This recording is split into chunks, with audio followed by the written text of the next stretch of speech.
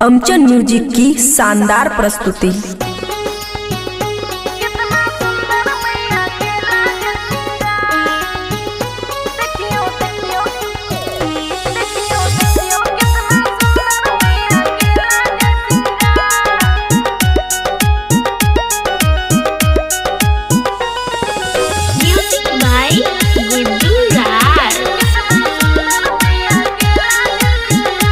खुशी recording studio बलुआहा।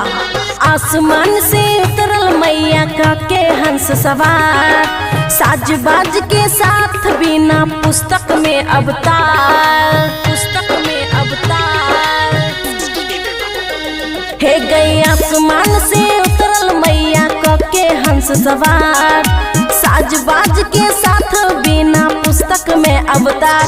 देखियो देखियो कितना सुंदर मैया के लागे सिंगार, देखियो देखियो कितना सुंदर मैया के लागे सिंगार।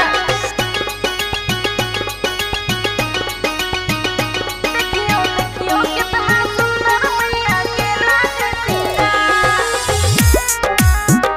कितना सुंदर मैया के लागे सिंगार।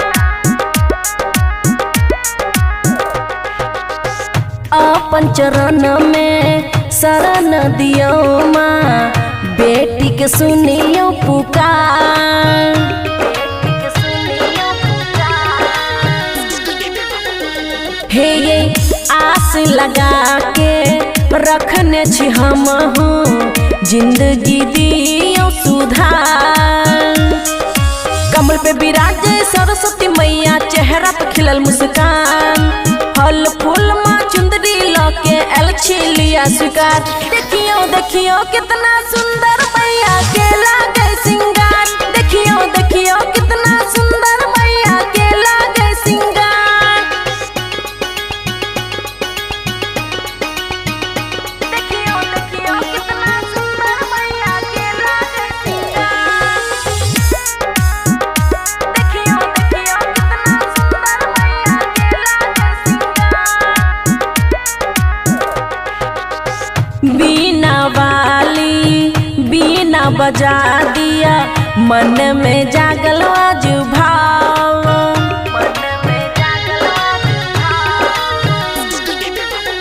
हे मैया सखी सहेली सब मिली जुली पूजू, माँ के भवन में आ। राइटरों प्रकाश विष्णु देव करय प्रणाम, एही से ज्ञान बुद्धि से चलैया संसार। देखियो देखियो कितना सुंदर माई के लागैया सिंगार, देखियो देखियो कितना सुंदर माई के लागैया सिंगार। खुशी रिकॉर्डिंग स्टूडियो बलुआहा।